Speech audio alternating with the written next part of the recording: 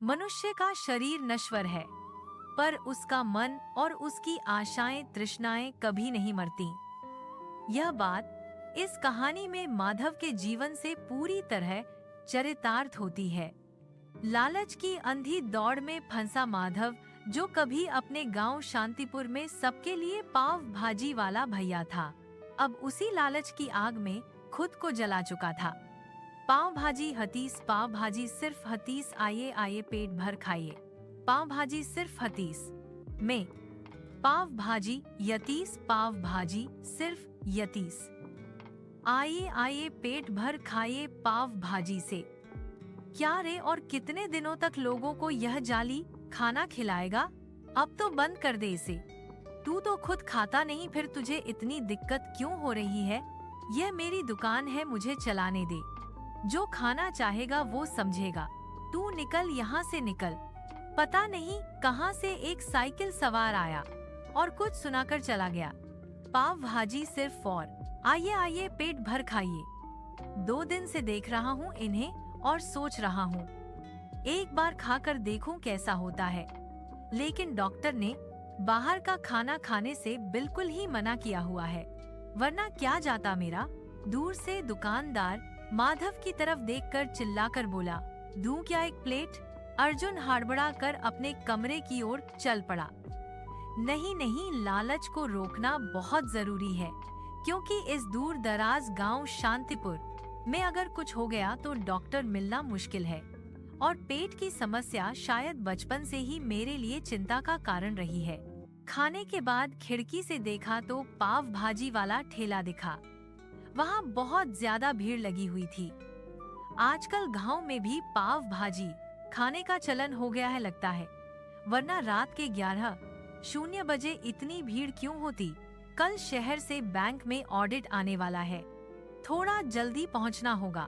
अब सो जाता हूँ। पूरा दिन भाग दौड़ में निकल गया। घर के पास पहुंचते ही वही टेप रिकॉर्डर की आवाज सुनाई दी। पास जाकर देखा तो बहुत सारे लोग खड़े होकर पाव भाजी खा रहे थे। आइए आइए पेट भर खाइए।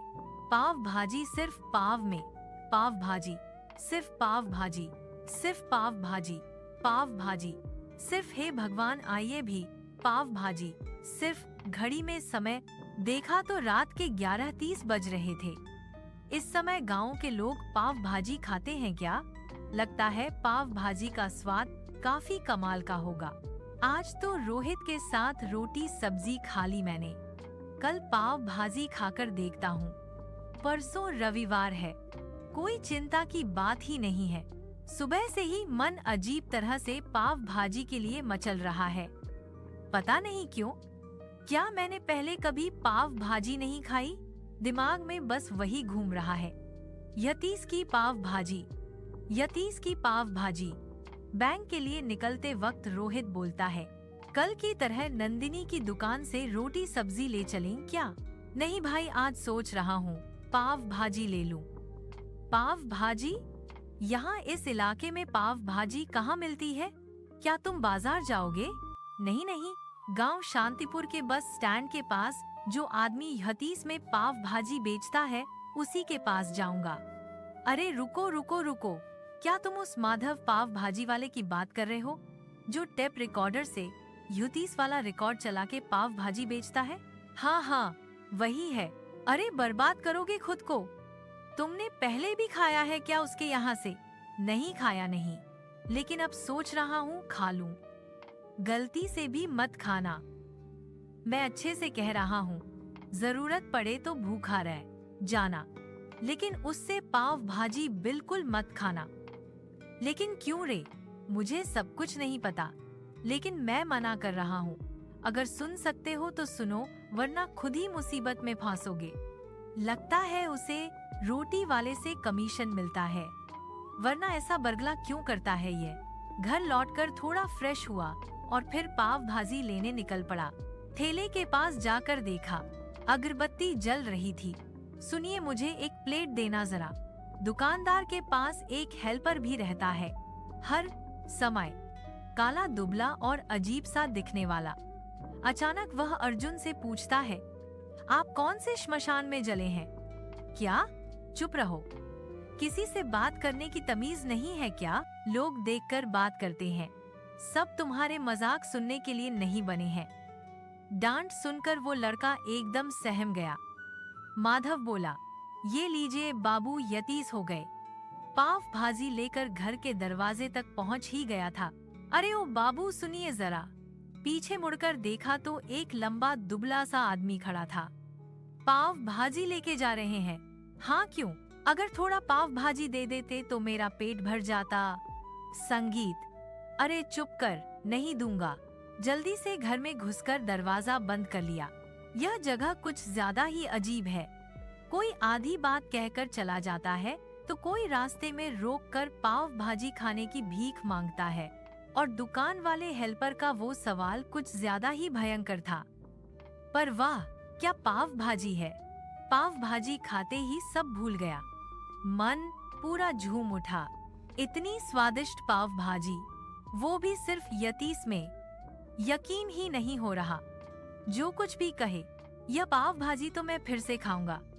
उफ, उफ। ओ बाबा, ये क्या दर्द हो रहा है?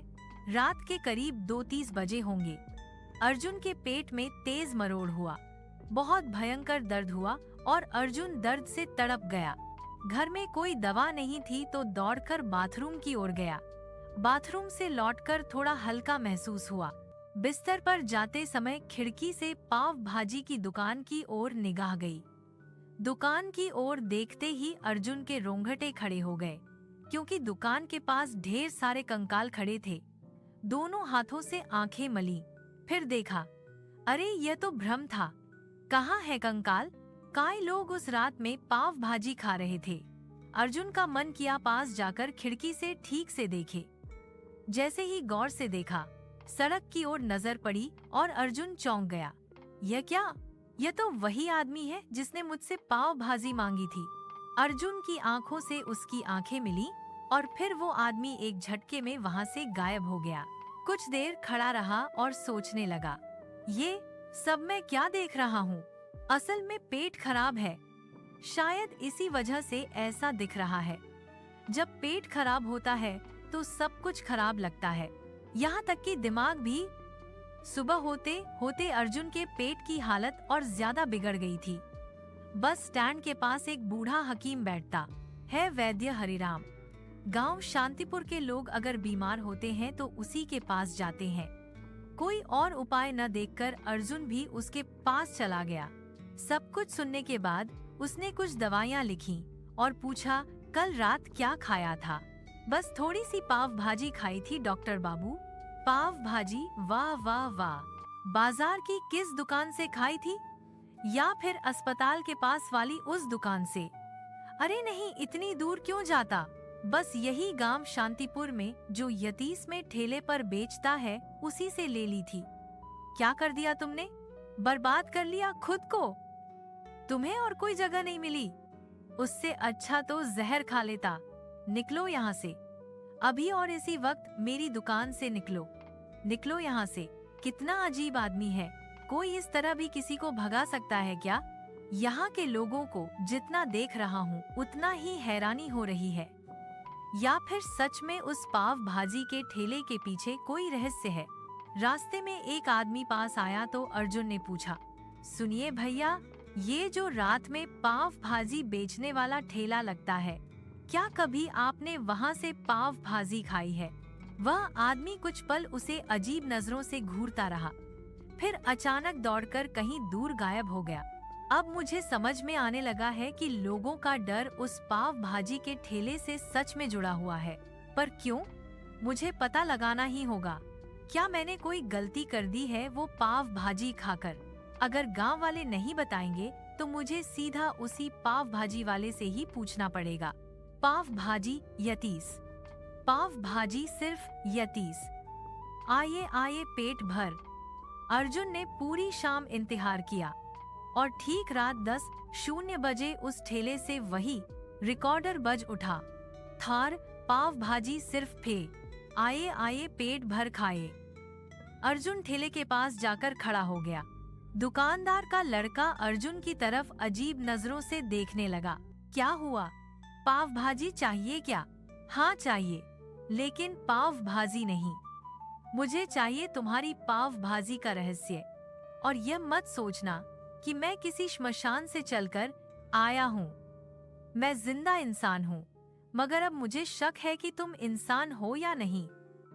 थोड़ी जल्दी आ गए आप। अच्छा किया, अगर और देर हो जाती तो वो लोग आ जाते। तब आपको जिंदा रहने की संभावना बहुत कम हो जाती। तो इसका मतलब तुम मर चुके हो, पाव भाजी नहीं। तो तुम कैसे बचे हो अब तक? आइए आइए, पेट भर खाइए। अगर मैं मर गया तो उन भूतों को पाव भाजी कौन देगा? भूत तो खुद पाव भाजी बना नहीं पाएंगे। क्या मतलब? अब तो सच में जानने का मन कर रहा है। बताओ मुझे सब कुछ। मैं कसम खाता हूँ किसी को कुछ नहीं बताऊंगा। अच्छा ये बताओ, मैंने तुम्हारी पाव भाजी खाकर क्या मैं किसी खतरे में पड़ गया हूँ? क्या मैं अब बच पाऊंगा या नहीं? मेरे साथ क्या हो रहा है? कुछ भी समझ नहीं आ रहा। माधव ने अपनी कहानी शुरू की। मैंने भी पहले दुकान खोली थी, समझे दादा। बिजनेस बहुत चल पड़ा था। बहुत ही कम समय में आसपास के कई गांव में मेरी दुकान की चर्चा फैल गई थी। लोग कतारों में लगातार पाव भाजी खाने आने लगे। मेरी दुकान का सबसे बड़ा आकर्षण था यह हतीस की पाव भाजी, जो मेरी दुकान छोड़ो शायद दुनिया में कोई नहीं दे सकता, लेकिन मैं देता था। लोगों को खिलाना मुझे बहुत अच्छा लगता था, लेकिन जब कमाई बढ़ी तो लालच भी साथ साथ बढ़ा। यह बात मैंने बाद में समझी। पाव भाजी का दाम तो कम नहीं कर सकता था। अगर दाम बढ़ा देता तो लोग आना कम कर देते। इसीलिए धीरे धीरे पाव भाजी में घटिया मसाले और सामान मिलाना शुरू किया। स्वाद में तो कोई कमी नहीं आई, लेकिन मुनाफा बहुत बढ़ गया। फिर एक दिन अचानक मेरी दुकान पर कोई नहीं आया। बहुत परेशान हो गया। पहले भी खुद बनाता था, अब भी खुद ही बनाता हूँ। स्वाद चखा, बिल्कुल वैसा ही था। उस दिन पूरी पाव भाजी बर्बाद हो गई। जैसे जैसे वक्त बीतता गया, धीरे धीरे भीड़ भी कम होने लगी। ऐसे ही कई दिन बीत गए। मैं सोच रहा था कि दुकान बंद कर दूं, लेकिन तभी एक दिन एक घटना घटी। मेरी दुकान गांव शांतिपुर के आखिरी सिरे पर है, बस स्टैंड के पास। यहाँ दिन भर में कुल 5 बसें ही आती जाती हैं। आखिरी बस शाम 7:00 बजे निकल जाती है। आसपास न कोई बाजार है, न कोई दूसरी दुकान। उस दिन रात को दुकान बंद करने में थोड़ी देर हो गई थी। हल्की बारिश हो रही थी। तभी किसी की आवाज आई, अरे माधव, एक प्लेट पाव भाजी देगा? मैं चौंक कर देखता हूँ। पास के गांव का एक सज्जन गोपाल खड़ा था। हमेशा मेरे पास पाव भाजी खाने आता था। उसे देखकर मन खुश हो गया। मैं पाव भाजी हाथ में देता हूँ और पैसे लेने के लिए हाथ बढ़ाता हूँ। उसकी आंखें आग जैसे जलने लगी। मुर्दा से भी पैसे मांगेगा माधव? तेरी पाव भाजी खाकर ही तो मेरी यह हालत हुई है। सिर्फ मैं नहीं रे, और भी लोग हैं। तेरी पाव भाजी खाते खाते हम सब मर गए। अब अगर तू पाव भाजी देने से मना करेगा तो तुझे ही गरम हांडी में पकाकर खा जाऊंगा। आप यकीन नहीं करेंगे, मेरी आंखों के सामने वो जिंदा आदमी अंधेरे में गायब हो गया। मैं पूरी तरह डर गया और भागकर सीधा घर चला गया। अगली रात मैंने दुकान नहीं खोली। नींद बिल्कुल नहीं आ रही थी। बिस्तर पर करवटें बदलता रहा। आधी रात के करीब मेरी आंख लग गई थी। तभी दरवाजे पर जोर जोर से किसी ने धक्का मारा। मैं खिड़की से चेहरा बाहर निकालकर देखता हूँ। जो लोग पहले मेरी दुकान से पाव भाजी लेते थे, वो सब आत्माएं थीं जो पाव भाजी खाने के लिए मेरे घर तक आ चुकी थीं। तब से हर रात मेरा टेप रिकॉर्डर की आवाज गूंजती है। इलाके के लोगों ने मुझे समाज से अलग कर दिया है। रिश्तेदार कोई नहीं बचा। रास्ते में अगर कोई मेरी पत्नी और बच्चों को देखता है तो उनसे बात तक नहीं करता। सारा दिन घर में पड़ा रहता हूँ। शाम को एक हांडी पाव भाजी बनाता हूँ और रात में यहाँ दुकान पर आ खड़ा होता हूँ। अब आप ही बताइए, इस संकट के साथ मैं जिंदगी कैसे काट रहा हूँ और कब तक सहूंगा? आज जो यह गलत हुआ है वो मेरी लालच की वजह से हुआ है। अब पता नहीं, इसका फल मुझे कब तक भुगतना पड़ेगा। अब माधव की यह हालत देखकर अर्जुन का दिल भर आया। एक रास्ता है मेरे पास, आप मेरे गुरुदेव के पास चलो, वही इसका रास्ता बताएंगे। ठीक है, कल सुबह हम आपके गुरुदेव के पास चलेंगे। रात काफी हो गई, अब आत्माओं का समय हो चला है। आप जाइए, घर लौट जाइए, आपके साथ कुछ नहीं होगा। आपने तो बस एक ही दिन पाव भाजी खाई थी, लेकिन दोबारा इस पाव भाजी को खाने की कोशिश मत करना। अर्जुन बिस्तर पर लेटकर खिड़की से माधव की दुकान की तरफ देखता रहा। आंखों में आंसू भर आए। न जाने उस बेचारे पर क्या बीत रही होगी। लालच का अंजाम हमेशा बुरा ही होता है। भूत प्रेत, पितर, भैरव, बेताल जैसी आत्माएं सद्भक्ति करने वाले परिवार के आसपास नहीं आती। देवता उस भक्त परिवार की सुरक्षा करते हैं। भूत प्रेत की समस्या का समाधान सत्संग और नाम दीक्षा में है, जो मनुष्य को सत्य, ज्ञान और मोक्ष की ओर ले जाता है। यदि सद्गुरु तत्वदर्शी संत की शरण में जाकर दीक्षा लेते तो उपर्युक्त सब कर्मों के कष्ट कट जाते, अर्थात न प्रेत बनते, न गधा, न बैल बनते। अमरपुरी प्राप्त होता है, अर्थात गीता अध्याय 18 श्लोक 62 तथा अध्याय 15 श्लोक 4 में वर्णित सनातन परम धाम प्राप्त होता है। परम शांति प्राप्त हो जाती है, फिर कभी लौटकर संसार में नहीं आते, अर्थात जन्म मरण का कष्टदायक चक्र सदा के लिए समाप्त हो जाता है। हम अमरलोक सतलोक में धूप छाया नहीं है। मृत्युलोक में जैसे धूप दुखदाई होती है तो छाया की आवश्यकता पड़ती है। उस सतलोक में केवल सुख है, दुख नहीं है।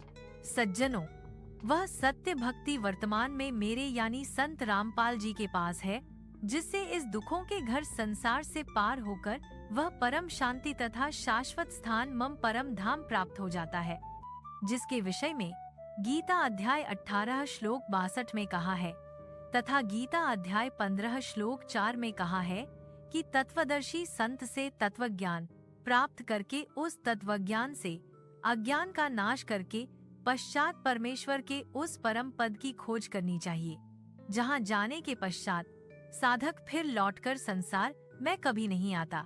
माधव दीक्षा प्राप्त करता है और घर लौट आता है और भक्ति करने लगता है। अगले दिन अर्जुन को ऑफिस से घर लौटते लौटते बहुत देर हो गई थी। बस स्टैंड के पास पहुंचा तो देखा कि माधव ने आज अपनी पाव भाजी की दुकान लगाई ही नहीं है। क्या बात है, घड़ी देखी, रात के 11:30 बज चुके थे। फिर कबीर साहिब जी ने एक दिन गांव शांतिपुर में सत्संग किया।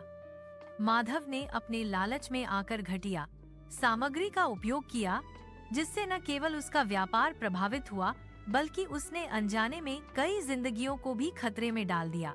कर्मों का फल हर जीव को भुगतना पड़ता है। माधव ने सस्ते के लालच में लोगों को अस्वस्थ भोजन खिलाया और अंततः उसे अपने ही कर्मों का भयानक परिणाम भुगतना पड़ा। लेकिन उसका मकसद किसी को मारना नहीं था, इसीलिए उसने जो कुछ भी किया अनजाने में किया। भौतिक लाभ के लिए नैतिकता से समझौता करना विनाशकारी हो सकता है। सत्य, ईमानदारी और निस्वार्थ सेवा ही जीवन में वास्तविक सुख और शांति लाती है। माधव का अंत इस बात का प्रमाण है कि लोभ और धोखेबाजी कभी स्थायी नहीं होती और अंततः व्यक्ति को अपने किए का हिसाब देना ही पड़ता है। जब मैं था तब हरि नहीं, अब हरि है मैं नाही। प्रेम गली अति सांकरी, तामे दो न समाही। लालच और उसके भयानक परिणामों का प्रत्यक्ष उदाहरण है माधव। वह उन आत्माओं के क्रोध का भी शिकार हुआ जिन्हें उसने अपनी घटिया पाव भाजी से ठगा था। जीवन में हमें हमेशा ईमानदारी और सच्चाई के मार्ग पर चलना चाहिए, क्योंकि कर्म का फल अवश्य मिलता है और लालच का मार्ग अंततः विनाश की ओर ही ले जाता है। अब तुम सभी गांव वाले मेरे शिष्य बन चुके हो और माधव भी मेरा शिष्य बन चुका है, इसलिए वह तुम लोगों का गुरु भाई है।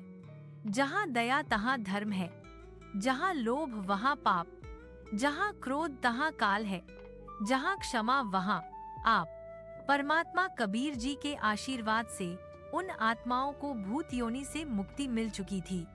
अब गांव शांतिपुर का हर व्यक्ति माधव के साथ रहने लगा।